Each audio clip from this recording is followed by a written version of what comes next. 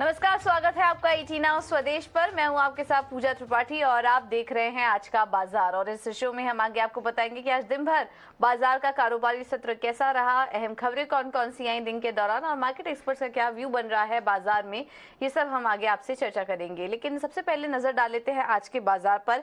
Expiry का दिन था और कमजोरी के साथ आज क्लोजिंग देखने को मिली। 3 दिन की तेजी थी, उसके बाद इस तेजी को ब्रेक लगा और वीकनेस थी आज मार्केट में। और निफ्टी ने 17,600 का लेवल भी तोड़ दिया, उसके नीचे क्लोजिंग आज देखने को मिली। 164 अंक नीचे बंद हुआ निफ्टी। सेंसेक्स में करीब 540 अंकों की कमजोरी और बैंक निफ्टी में भी 320 अंकों की कमजोरी आज देखने को मिली है। आज हमने देखा कि ग्लोबल संकेत भी जो आ रहे थे वो भी काफी कमजोर थे और उसके चलते आज वीकनेस के साथ ही क्लोजिंग भी देखने को मिली है। निफ्टी के टॉप गेनर्स की बात करें तो आज मेटल शेयरों से काफी अच्छा सपोर्ट था।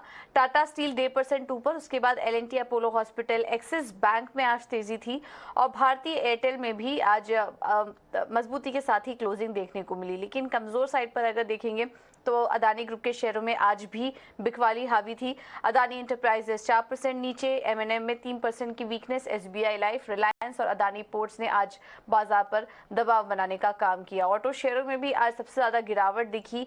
निफ्टी ऑटो में करीब 2% की कमजोरी थी, जिसमें कि एमएनएम काफी ज्यादा टूटा जैसा कि हमने आपको बताया। उसके अलावा टीवीएस और आयशा मोटर जैसे स्टॉक्स में भी आज वीकनेस देखने को मिली।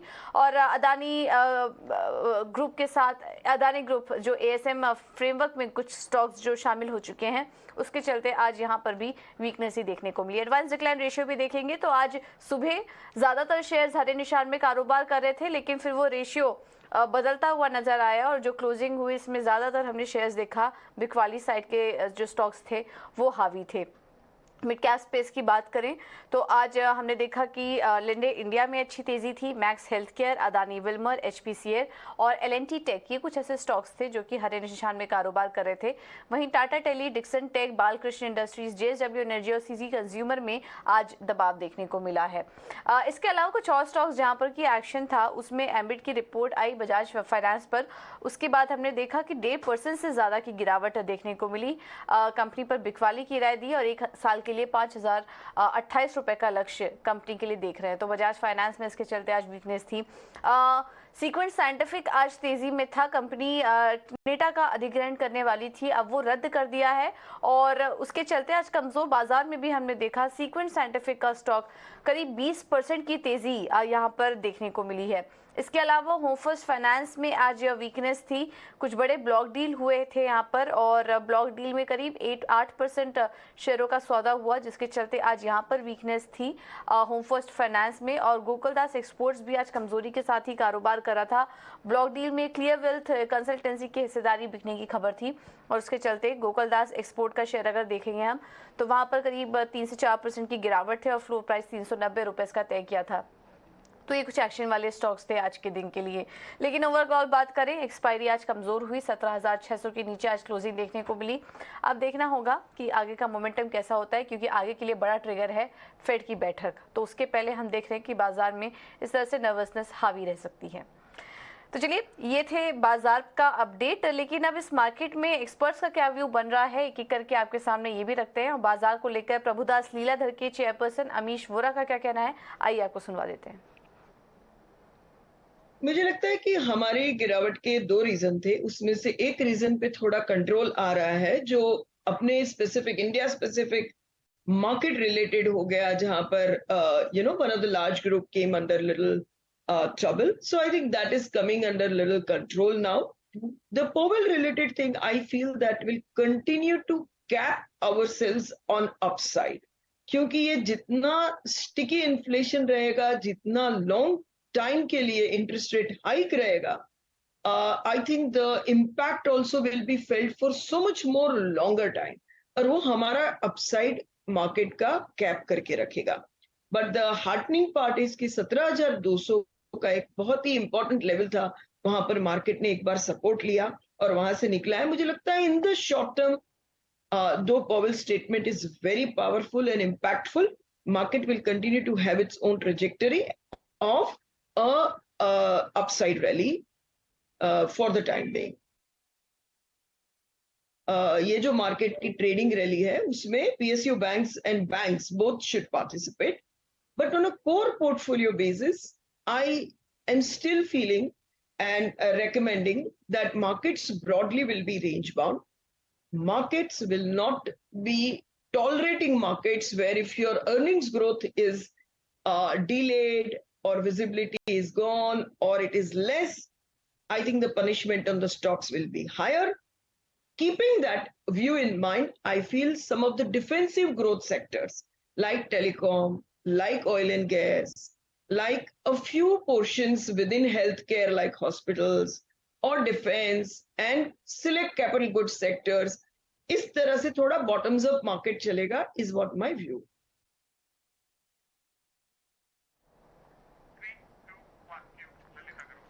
बिल्कुल। इसके अलावा ग्रामीण क्षेत्र में डिमांड रिकवरी के संकेत दिख रहे हैं, ये कहना है वी मार्ट के CMD ललित अग्रवाल का। उनका कहना है कि मासिक आधार पर स्लो डाउन में कमी आ रही है। आइए आपको सुनवा देते हैं।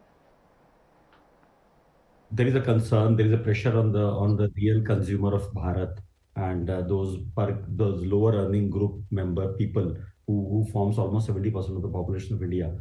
They definitely have reeled under pressure of inflation, and their budgets, their household budgets has gone down. So I think they are struggling, and that is what is causing a little bit of slowdown. And we are seeing those slowdown right from post-COVID environment. Because post-COVID, during COVID, they lost some of their income, but post-COVID also, they couldn't regain back their income, as well as the kind of inflation which ate into their pocket. And that's what is affecting those kind of slowdown. But yeah, gradually, quarter on quarter, month on month, we are seeing betterment on those side. It is also an outcome of the feel-good factor, which we call as the feel good that the consumer has in terms of their forward earning capabilities and earning abilities, and then the risk that they see in future, whether in terms of the Ukraine war or in terms of the recession coming in. So there was a lot of news in the media which make them little more conscious on their spending, and that's what we've seen. But period of month on month, we are seeing that getting improved. So the rate of such slowdown is going away. बिल्कुल। तो ये थे Lalit Agarwal we mart के CMD। लेकिन चलिए अब आगे बढ़ते हैं और एक क्विक चेक ले लेते हैं कि इस वक्त कमोडिटी मार्केट में किस तरह का एक्शन देखने को मिल रहा है। विश्व मोहन हमारे साथ जुड़ चुके हैं पूरी जानकारी लेकर। विश्व मोहन बताइए। कच्चे तेल से शुरुआत कर लेते हैं कि कच्चे तेल में 2 दिनों में 4% की गिरावट के बाद आज भी दबाव ही दिख रहा है। $83 के नीचे ब्रेंट क्रूड का भाव आ चुका है और यूएस में 10 हफ्ते के बाद ये पहला हफ्ता था, पिछला हफ्ता, जहां पर क्रूड स्टॉक में बढ़ोतरी देखने को मिली है। EIA के जो नए डेटा हैं उसके मुताबिक 17 लाख बैरल क्रूड के स्टॉक पिछले हफ्ते यूएस में बढ़े हैं। दूसरी तरफ डिमांड को लेकर यहाँ पर चिंता लगातार बनी हुई है, यूएस को लेकर और यूरोप को लेकर। फेड के जिस तरह से बयान है उसे साफ संकेत मिल रहा है कि 21 और 22 को जब FOMC की बैठक होगी वहां पर ब्याज दरें आधे % तक बढ़ाई जा सकती है। यही चिंता क्रूड कीमतों पर हावी है। ग्लोबल स्लो डाउन की चिंता है। बुलियन मार्केट की बात करें तो कई दिनों की बिकवाली के बाद अब निचले स्तरों पर बाइंग दिख रही है। चांदी में खरीदारी ज्यादा है। चांदी अब इंटरनेशनल मार्केट में करीब 1% मजबूत हो गया है। बुलियन मार्केट की नजर अब नॉन फार्म पेरोल के जो आंकड़े आने वाले हैं यूएस में उस पर नजर है। हालांकि प्राइवेट एम्प्लॉयमेंट के जो डेटा थे वो अनुमान से बेहतर थे, लेकिन अब पूरी नजर अब नॉन फार्म पेरोल और FOMC की जो बैठक होगी 21 और 22 मार्च को, वहां पर किस तरह के फैसले लिए जाते हैं और आगे को लेकर किस तरह के संकेत मिलते हैं, रेट बढ़ोतरी का साइज क्या होता है, तो ये पूरी अनसर्टेनिटी है वो बहुत हद तक कम होगी, उसका यहाँ पर फायदा मिलेगा। और इस वजह से ही यहाँ पर गोल्ड और सिल्वर में जो बिकवाली दिख रही थी, लेकिन अब धीरे धीरे यहाँ पर रिकवरी की कोशिश हो रही है। बिल्कुल। बहुत बहुत शुक्रिया विश्व मोहन आपका ये सारी जानकारी देने के लिए। तो ये है इस वक्त की कमोडिटी मार्केट का हाल। सोने चांदी में रिकवरी की कोशिश है, लेकिन क्रूड में नरमी अभी भी जारी है। अब आगे बढ़ते हैं, कुछ और भी खबर का रुख करते हैं। फ्यूचर ग्रुप्स के लेंडर्स की मुश्किलें बढ़ती जा रही हैं। किशोर बियानी की दूसरी कंपनी फ्यूचर एंटरप्राइजेज भी इंसॉल्वेंसी में चली गई है। फ्यूचर रिटेल में लेंडर्स का 20,000 करोड़ रुपए फंसता दिख रहा है और ET Now को सूत्रों से मिली जानकारी के मुताबिक अगले हफ्ते लेंडर्स एक अहम बैठक करने वाले हैं, जिसमें फ्यूचर रिटेल के लिए कोई बोली ना आने से दूसरे विकल्पों पर विचार किया जाएगा। पूरी डिटेल्स के साथ अंकुर मिश्रा हमारे साथ जुड़ चुके हैं। अंकुर बताइए। जी हाँ, सूत्र हमें यही बता रहे हैं कि अगले हफ्ते फ्यूचर रिटेल के लेंडर्स बैठक कर सकते हैं और उसमें डिसीजन ये लेना है कि कंपनी को क्या लिक्विडेशन में भेजना है, मतलब रिकमेंड करना है या नहीं। आपको हम याद दिला दें कि फ्यूचर रिटेल के लिए एक्चुअली कोई भी बायर टर्न अप नहीं हुआ है।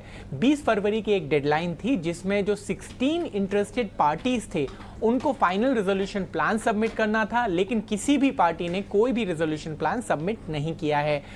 सूत्र हमें यही बता रहे हैं कि चूंकि इतना समय बीत गया है तो बहुत सारे जो इंटरेस्टेड पार्टीज थे उन्होंने एक्चुअली जो फाइनल रेजोल्यूशन प्लान है वो सबमिट नहीं किया, और इसमें बड़े नाम शामिल थे जिसमें रिलायंस रिटेल, कैप्री ग्लोबल, ये सारी कंपनियों के नाम जरूर आए थे, लेकिन फाइनली कोई बायर कंपनी को नहीं मिला है। अब लेंडर्स को ये डिसाइड करना पड़ेगा, चूंकि अभी तक कोई इंटरेस्ट नहीं आया है, फाइनल रेजोल्यूशन प्लान नहीं आया है, तो क्या कंपनी को लिक्विडेशन में भेज दें या नहीं।